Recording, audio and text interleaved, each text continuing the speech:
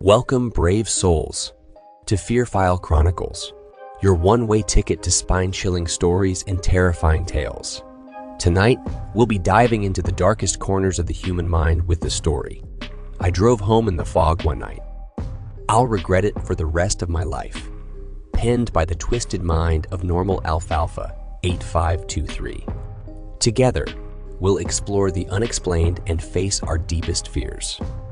But before we begin, if you enjoy trembling in terror, be sure to hit that like button. Share this video with your fellow fear fanatics and subscribe to our channel. Don't forget to click the bell notification so you never miss an eerie episode. Your support truly means the world to us, so feel free to leave a comment below to join the Fear File Chronicles community. Now, without further ado, let's unravel the mysteries of the unknown together. As we delve into tonight's fear-inducing story, I drove home in the fog one night. I'll regret it for the rest of my life. Dim the lights and prepare yourself for a chilling journey into the Fear File Chronicles.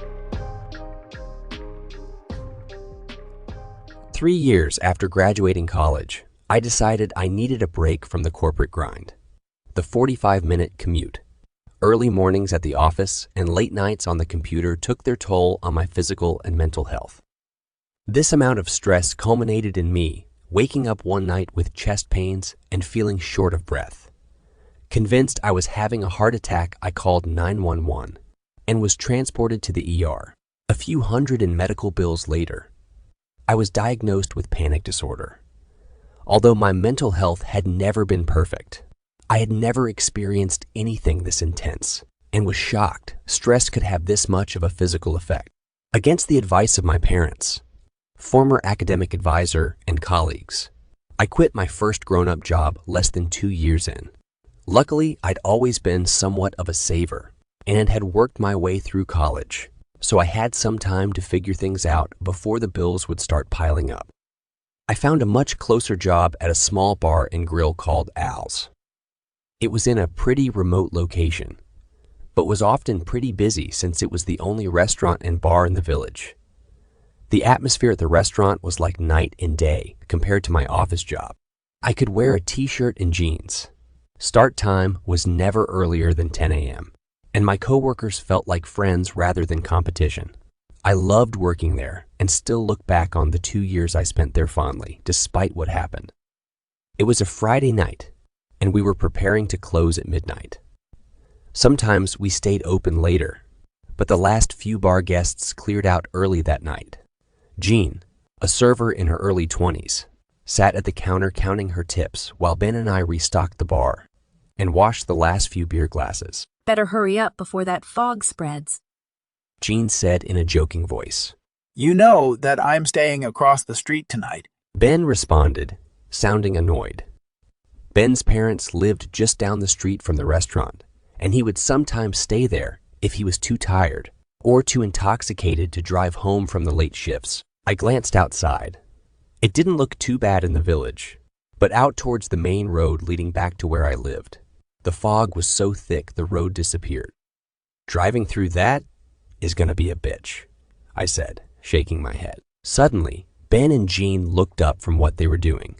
They exchanged tense-looking glances. Where exactly do you live?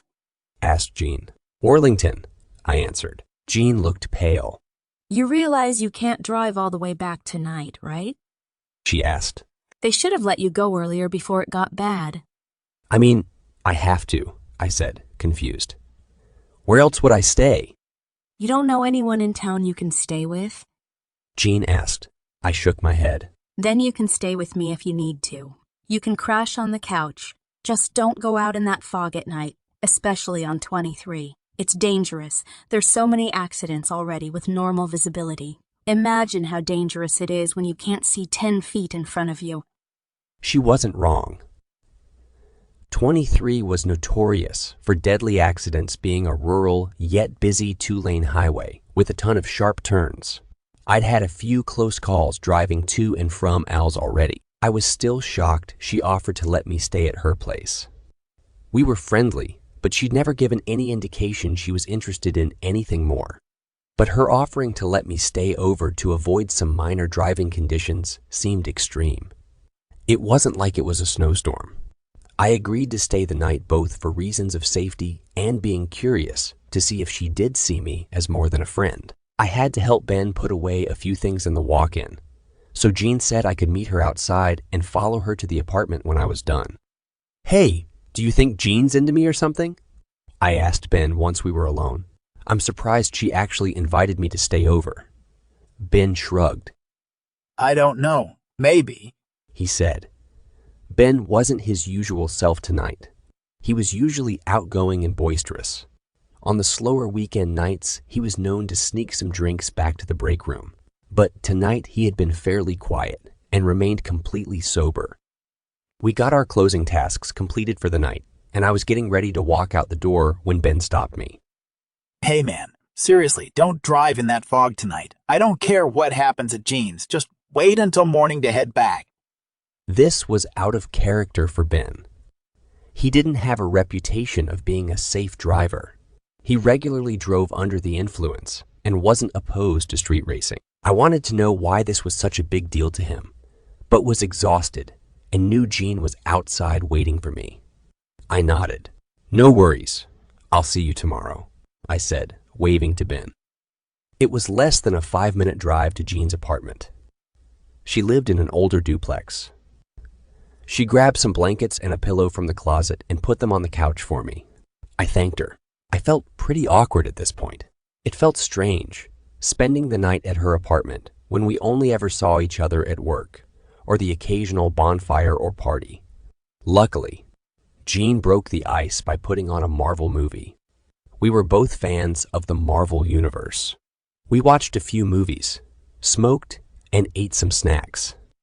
It was starting to be clear to me that she didn't have any interest in me romantically, but I was okay with that. She was still a good friend, and I really enjoyed her company. After a while, my mind drifted back to Ben's strange demeanor tonight. Did you notice how Ben was tonight?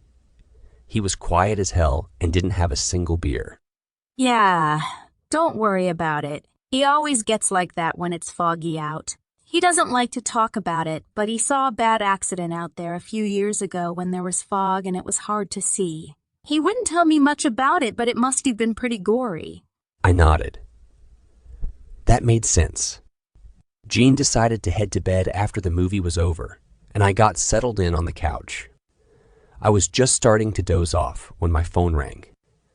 I jumped up and quickly silenced it. It was my roommate, David. I figured whatever he was calling about could wait until morning and tried to go back to sleep. Then I saw a text. "Call me now." It read in all caps. Annoyed. I got up and stepped out onto the porch to avoid waking Jeane up. I called David back.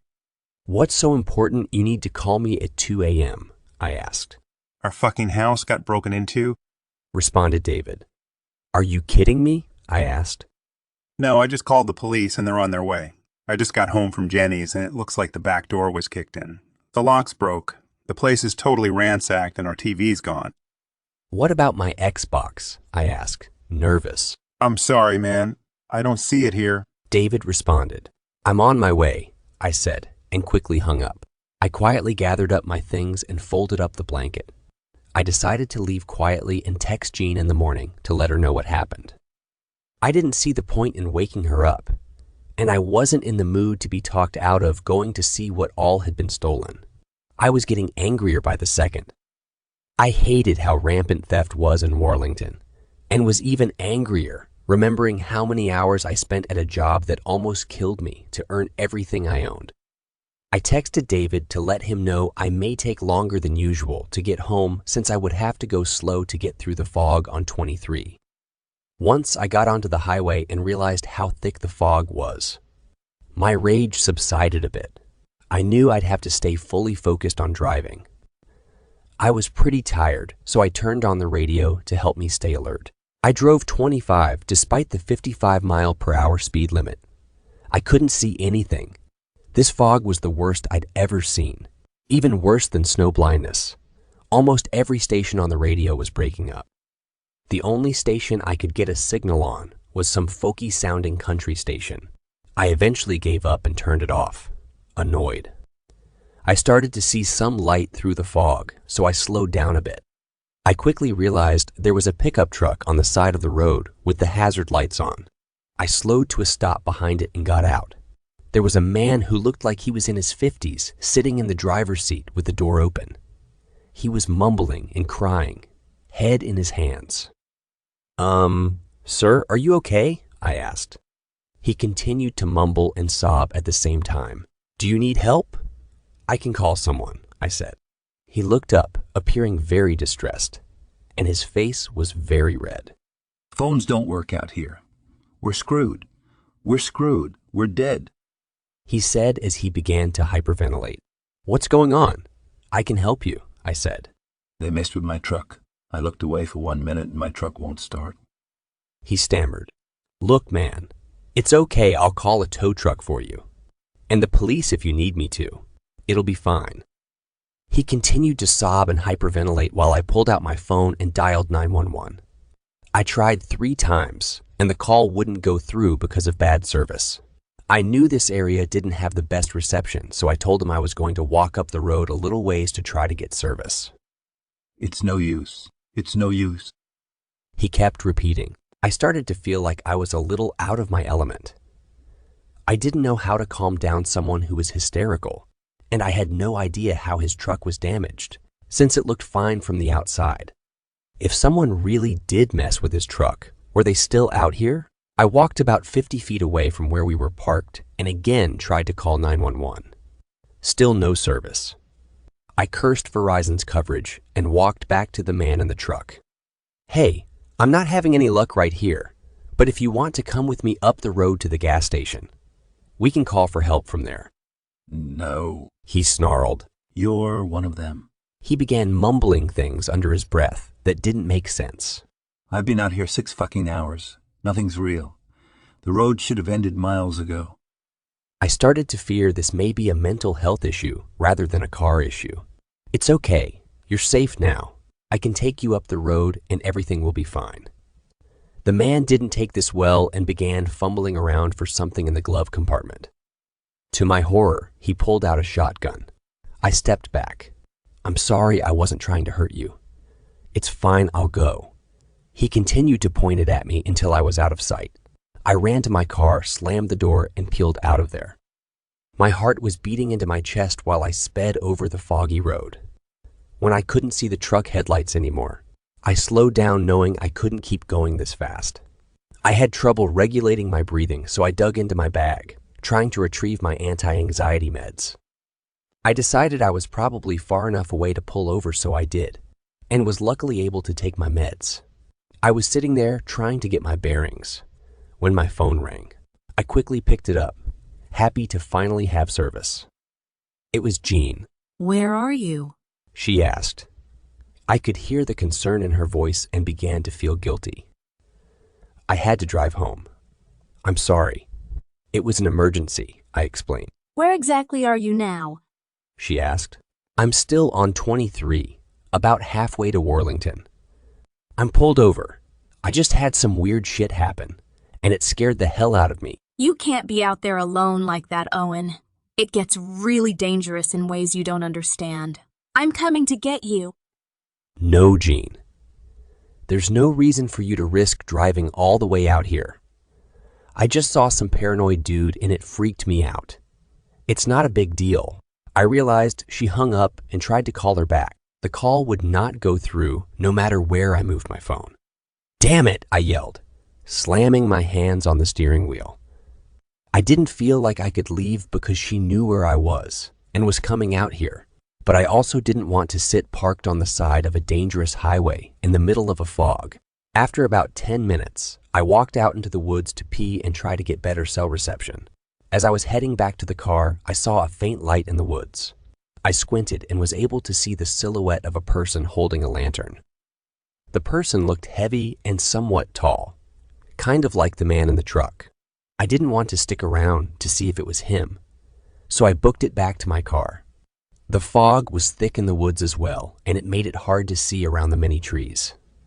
All of a sudden, I ran into something. It knocked the wind out of me and bloodied my nose. I jumped back, then looked up. Owen? Said Jeane. Jeane, are you okay? Yeah, but where'd you learn to walk? She joked. You shouldn't have come out here. It's impossible to see, and there's some delusional dude out here with a gun. I didn't want to leave you out here alone. We need to go before the fog gets worse, She said, following me back to the car. I didn't see how it was possible for the fog to get any worse. I'd driven in fog many times over the years, and had never seen anything like this. It was like trying to see through milk. Would you rather me drive? Asked Jeane. I've seen this before and I think I can do it. I nodded. It felt weird having her drive my car, but I was pretty shook up and she sounded confident. We continued on, albeit at a faster speed than I was comfortable with. I did suggest she slow down a few times and she would initially agree, but would quickly come back up to speed. I had no idea how she was able to see the road, let alone any other cars. Not that there were any on the road. I tried to make conversation, but she was quieter than usual. She seemed tense. I decided it was probably best not to distract her. I eventually felt so uncomfortable with her speed that I asked if she could stop at the quick stop gas station that was a few miles before the exit to Worlington. It had to be coming up. She agreed to. By the time we reached Quick Stop, I was shaking with fear. Jeane said she was going to stay in the car, so I went in alone. I locked myself in the bathroom and splashed some cold water on my face. My phone rang. It was Jeane. Hey, I answered. Where are you? I've been on 23 for like 10 minutes and haven't seen you. I felt a shiver run down my spine. You're outside, I stammered. Stop messing with me, Jeane. It's been a weird fucking night. Jeremy, listen to me. Whatever's with you, that's not me. I should have told you how serious this was before you left. Something paranormal that no one understands happens when the fog covers 23. It happened to my grandpa years ago. He was always really paranoid about fog, but never told anyone why. When he was in his twilight years, he told me more about what he saw out there. They can manipulate you and distort your perception. You don't have much time. They know you're out there. Oh. Okay, I stammered. I struggled to compose myself, breaking into a cold sweat. Jeane's odd demeanor in the car began to make sense. Listen to me. Find something to use as a weapon and don't let them know you're onto them until you're ready. I was frantically trying to ask what they were when the call cut out. Suddenly, there was a knock on the door. Jeremy, are you okay? I heard Jeane's voice. I knew I needed to buy some time. I tried to sound as normal as possible. I'll be out in a second. Hey, can you go look in the car and see if I have a lighter? Yeah, just try to hurry up so we can get out of here. She answered. I heard her walk away, and when I heard the ding of the front door close, I quietly slipped out of the bathroom. I walked around the store looking for something, anything to use as a weapon. There was no one else at the store besides it being open 24/7, not even a cashier. Unfortunately for me, this wasn't one of those shady gas stations that sold brass knuckles and pocket knives. I glanced outside and noticed whatever was posing as Jeane was standing off to the side of my car. If I could get in the car before her, I could take off. Seeing few other options, I made a break for it. The being posing as Jeane must have picked up on my determination as she frantically tried to get back in the car. She was halfway in when I shoved her out as she screamed. Next thing I knew, she was in front of the car, and before I could hit my brakes, I felt the thrust of my car hitting something. I quickly threw my car in reverse and took off. I knew I had to get out of here. I sped up despite having no visibility. I called Jeane back, and on the third try, the call finally went through. Are you okay? She asked. Yeah, but what the fuck is happening? I yelled. It's too much to explain right now. Just focus on getting out. If you're past Quick Stop, it shouldn't be much longer. Just don't trust any interaction you have on 23 tonight. They're out. Who's they? I demanded. No one knows what they're called. They can shape-shift and distort things. Just get off the road as soon as you can. I continued driving at a slow but steady pace. and was hopeful I would start to see the lights of Worlington ahead. However, to my horror, I noticed two blinking lights just feet away from me. I swerved to avoid hitting the car. A man ran up beside me and started to pound on my window. It was the guy from earlier in the truck.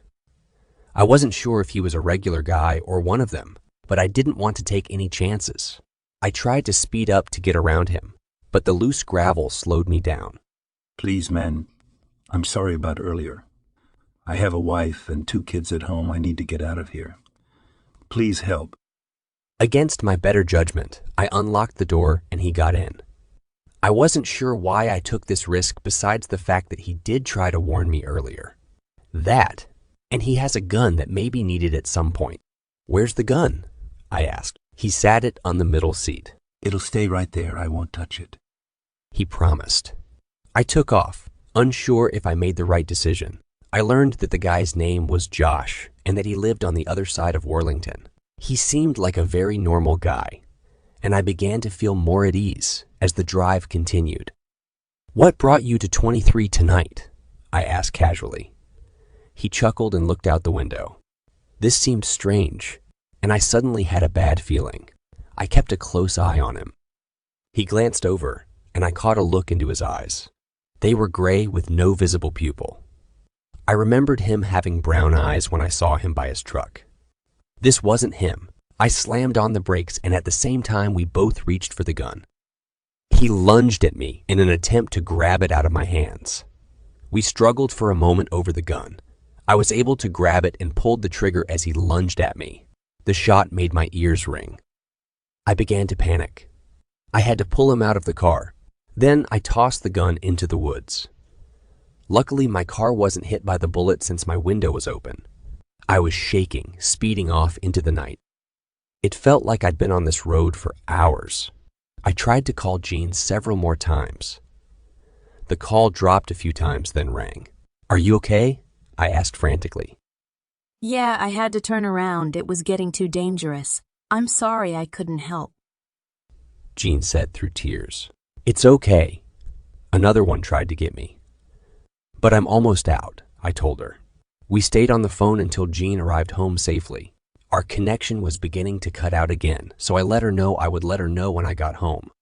It felt like a miracle when I began to see the lights of Worlington. The fog rapidly thinned out as I turned off of 23. Breathing a sigh of relief, I sped home, still shaking and sweating. When I arrived home, David greeted me. What did the police say?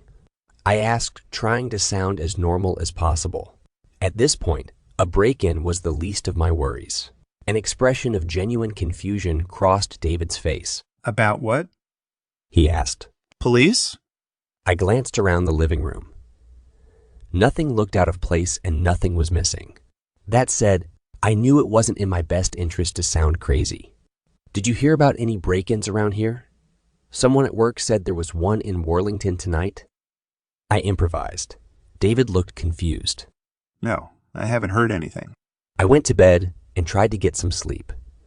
I had no idea what happened, but assumed I'd gotten through the worst of it. One thing I was certain of is that I would never drive on 23 in the fog again.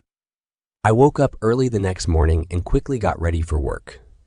When I realized this would involve going on 23, I hesitated. I stepped outside, and the sky was crystal clear. I looked on Google Maps to see if there was another way to Owls. There were some back roads I could take, but it would take almost twice as long. I decided to bite the bullet and go. I took my meds and left. Everything looked normal. The radio also worked better this time, and the music helped me stay calm. Eventually, I began to relax.